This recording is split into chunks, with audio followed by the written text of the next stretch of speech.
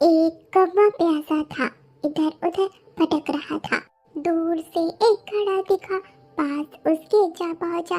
घड़े में पानी थोड़ा था, कौवा बहुत प्यासा था। कौवे ने डाले कंकड़, पानी आया ऊपर। कौवे ने डाले कंकड़, पानी आया ऊपर। कौवा पी गया पानी, खत्म हुई कहानी। कौवा पी गया पानी, खत्म हुई कहानी। मम्मा मम्मा, बताओ मुझे, मैंने ये कौवे वाली कविता कैसी पढ़ी है? जंगल के सभी पक्षियों में से सबसे होशियार पक्षी मैं ही हूँ। कोई भी क्वेश्चन क्यों ना हो, मैं यूं ही सॉल्व कर देती हूँ। आप बताओ, आप तो जंगल के पक्षियों को पढ़ाते हो, आपको मेरी पढ़ाई कैसी लगती है? बताओ मम्मा। पीहू बेटा, इस तरह से किसी के साथ अपना कंपेयर नहीं करते। जंगल के सभी पक्षी बहुत होशियार हैं। कोई थोड़े कम कमजोर होते हैं, तो कोई ज्यादा कमजोर, तो कोई बहुत होशियार होते हैं। सभी की अपनी अपनी जिंदगी है। इस तरह से किसी को कमजोर और किसी को ताकतवर ठहराना सही नहीं होगा। अच्छा ठीक है माँ, अब से मैं ऐसा नहीं बोलूंगी। पर आपको पता है ना, मुझे बॉबी के घर पर जन्मदिन के लिए जाना है। बॉबी ने मुझे इनवाइट किया है। कल उसका जन्मदिन है और वह चाहती है कि मैं सुबह से ही उसके घर पर आऊं। क्यों बेटा, जब जन्मदिन रात से है, जंगल के सभी पक्षी रात को जाएंगे, तो आप सुबह से क्यों जाओगे? किसने कहा आपको सुबह से आने के लिए? बॉबी ने या उसकी माँ ने? मुझे तो बुलबुल आंटी ने ही कहा था कि मैं जरा जल्दी आऊं, क्योंकि उसकी जन्मदिन की पार्टी में मैं कुछ मदद कर दूंगी। अच्छा ठीक है बेटा, बॉबी तुम्हारी बहुत अच्छी दोस्त है, तो तुम चली जाना। इस तरह से प्यारी चिड़िया कहती है। रात बहुत ज्यादा हो गई थी, इसलिए दोनों माँ बेटी एक दूसरे के साथ सो जाती हैं। रात गुजर जाती है। अगली सुबह होते ही प्यारी चिड़िया अपनी माँ से कहती है, मम्मा मम्मा, मैं जा रही हूँ, बॉबी के घर पर जा रही हूँ। मुझे बॉबी को सबसे पहले उसका जन्मदिन विश करना है और उसकी मदद भी करनी है। वह मेरी बहुत अच्छी दोस्त है। मम्मा, मैं जाऊँ? ठीक है बेटा, ठीक है, आप जाओ, पर जाने से पहले जाकर नदी में नहा लो। मैं तो कहती हूँ मेरे साथ चलो, मुझे कुछ कपड़े भी धोने हैं। मैं वहाँ पर कपड़े धो लूंगी और दोनों के दोनों नहा लेंगे। मैंने आपकी फेवरेट खीर भी बनाई है, जो आपको बहुत पसंद है। नाश्ता कर लो, उसके बाद चली जाना। इस तरह से प्यारी चिड़िया के कहने पर प्यारी चिड़िया और उसकी बेटी पीहू दोनों ही नदी पे जाते हैं। नदी के बगल में ही प्यारी चिड़िया कपड़े धो रही थी कि वहीं दूसरी तरफ प्यारी चिड़िया की बेटी पीहू नदी में नहा रही थी। जब प्यारी चिड़िया ने अपने कपड़े धो लिए, तो वह अपनी बेटी के साथ नदी में नहा लेती है। जिसके बाद दोनों घर पर आ जाते हैं और प्यारी चिड़िया की बेटी बॉबी के घर पर चली जाती है। बॉबी, दरवाजा खोल, मैं आई हूँ, जल्दी दरवाजा खोल दे। पीहू के इस तरह से कहने पर बॉबी तो नहीं, पर उसकी माँ चिड़िया बाहर आती। अरे बुलबुल आंटी, नमस्ते। बॉबी कहाँ है?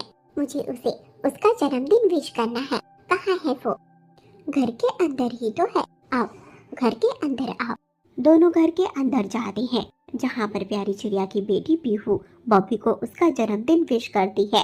बॉबी खुश हो जाती है। दोनों मिलकर जन्मदिन की तैयारियां शुरू कर देते हैं। बॉबी चाहती थी कि वह अपने घर को बहुत अच्छी तरह से डेकोरेट करे, जिसके लिए दोनों ही बलून फुलाना शुरू कर देते हैं। काफी समय तक मेहनत करते हुए रात के वक्त उनका वह कमरा, जहाँ पर वह जन्मदिन सेलिब्रेट करने वाले थे, वह कमरा तैयार हो जाता है। बॉबी की माँ केक का इंतजाम करने के लिए बाहर जा चुकी थी। बॉबी और पीहू ने कमरे को बहुत अच्छा सजा दिया था। रात का वक्त हो चुका था। जंगल के सभी छोटे पक्षी उनके घर पर आ रहे थे। सेलिब्रेशन शुरू होता है। बहुत ही धूमधाम के साथ बॉबी का जन्मदिन सेलिब्रेट किया जाता है।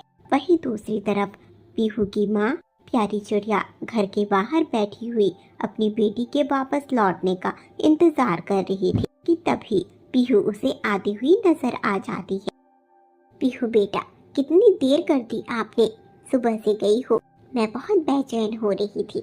ना जाने क्यों, आपके बिना तो मेरा जरा भी दिल नहीं लगता।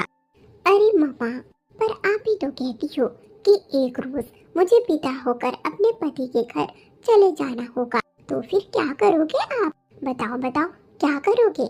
मेरे बिना कैसे रहोगे? बताओ मुझे। अरे बेटा, ये तो इस दुनिया का दस्तूर है कि बेटियों को विदा होकर अपने पति के घर जाना होता है। पर इसका मतलब यह तो नहीं कि वह अपनी माँ के दिल से भी विदा हो जाए। तुम मेरी प्यारी बेटी हो और तुम मेरे दिल में हमेशा रहोगी, चाहे तुम अपने पति के पास ही क्यों ना चली जाओ, समझी? पर हाँ, इस दुनिया का भले ही दस्तूर होगा कि अपनी बेटी को विदा कर देने के बाद उसे याद नहीं करना चाहिए, पर मेरा ये दस्तूर नहीं। मैं आपसे बहुत प्यार करती हूँ, आप मेरी इकलौती बेटी हो, आप मुझे जिंदगी भर याद रहोगी। चलो चलो, अब घर के अंदर चलो, बहुत बातें हो गई, आप तो भोजन करके आई होगी, चलो अब सोते हैं। इस तरह से प्यारी चिड़िया कहती है। दोनों घर के अंदर चले जाते हैं। रात का वक्त हो ही चुका था, दोनों सो जाते हैं। इस तरह से दिन गुजर रहे थे। गुजरते दिनों के साथ प्यारी चिड़िया अब बूढ़ी हो चुकी थी और प्यारी चिड़िया की बेटी अब बड़ी हो गई थी। प्यारी चिड़िया की बेटी की अब शादी की उम्र हो गई थी। प्यारी चिड़िया अपनी बेटी के लिए अच्छे लड़के की तलाश कर रही थी। इसी सिलसिले में प्यारी चिड़िया एक रोज गिन्नी कवि के घर पर जा रही थी कि तभी उसकी मुलाकात रास्ते में ही हो गई। अरे बहन, कहाँ जा रही हो? मैं तो तुम्हारे घर ही आ रही थी। अच्छा हुआ जो तुम यहीं मिल गई, नहीं तो तुमसे मेरी मुलाकात नहीं हो पाती। अरे बुलबुल बहन, ऐसी क्या बात थी जो आप इतनी हड़बड़ी में मेरे घर जा रही थी? अरे प्यारी, तुम्हें मालूम नहीं, मेरी बेटी बॉबी की शादी तय हो गई है। शादी 17 मार्च को रखी है, जरूर आना अपनी बेटी के साथ। इस तरह से कहने के बाद बुलबुल चिड़िया वहाँ से चली जाती है। अच्छा, तो बॉबी की शादी तय हो गई है। बॉबी तो प्यारी चिड़िया से भी छोटी है। बुलबुल ने तो बॉबी की शादी बहुत जल्दी ही तय कर दी है, पर ठीक ही है, एक ना एक दिन तो बेटियों को विदा होना ही होता है। मैं भी जाती हूँ, गिन्नी कवि के पास जाती हूँ, उसे कहती हूँ कि मेरी बेटी के लिए भी अब रिश्ते देखना शुरू कर दे, नहीं तो ये अब जवानी नहीं रही, बूढ़ी हो रही हूँ। कहीं मुझे कुछ हो गया तो ना जाने मेरी बच्ची का क्या होगा। प्यारी चिड़िया उड़ान लगाना शुरू करती है और गिन्नी कवि के घर के बाहर जाती है। गिन्नी कवि अपने घर के बाहर ही बैठी हुई थी। प्यारी चिड़िया गिन्नी से कहती, गिन्नी बहन, जैसे तुमने जंगल के सभी पक्षियों के रिश्ते करवाए हैं, मेरी भी बेटी के लिए एक अच्छे रिश्ते की तलाश कर दो। मेरी बेटी भी बड़ी हो गई है, अब मुझे अपनी बेटी की जल्द ही शादी करवानी है। अरे प्यारी, तुम्हारी बेटी के लिए तो रिश्ता ढूंढना बहुत मुश्किल होगा। तुम तो जानती ही हो तुम्हारी बेटी कितनी मोटी हो गई है। मैंने तो तुम्हें कितनी बार कहा है कि अपनी बेटी पर जरा ध्यान दो, उसका वजन कम करवा, पर तुम्हारी बेटी तो दिन ब दिन फूलती ही जा रही है। पर अगर तुम कहती हो तो ठीक है, ढूंढ देंगे तुम्हारी बेटी के लिए रिश्ते, पर हाँ, अगर अच्छा मिल गया तो दहेज ज्यादा देना हो। गिन्नी बहन, ये तुम कैसी बातें कर रही हो? पीहू मेरी बेटी है, तुम मेरी बेटी के बारे में इस तरह से उलझुल की बातें मत करो। मेरी बेटी का वचन बिल्कुल सही है। मैं तो यहाँ तुमसे मदद मांगने आई थी, पर अब तुम्हारी मदद की कोई जरूरत नहीं है। मैं अपनी बेटी के लिए रिश्ता खुद ही तलाश कर लूंगी। अगर मेरी बेटी मोटी है तो मैं उसके लिए किसी मोटे चिड़े का तलाश कर लूंगी, पर तुम तो मेरी बेटी का बेइज्जत कर रही हो, मेरे हिसाब में मेरी बेटी की इंसल्ट कर रही हो। जरूरत नहीं है, मैं तुम्हारे काम के तुम्हें पैसे देती, कौन सा फ्री में करने वाली थी जो मेरी बेटी के लिए उल जलूल की बातें भी करने लगी। चलो भागो यहाँ से, नहीं कराना तुमसे कोई रिश्ता अपनी बच्ची का।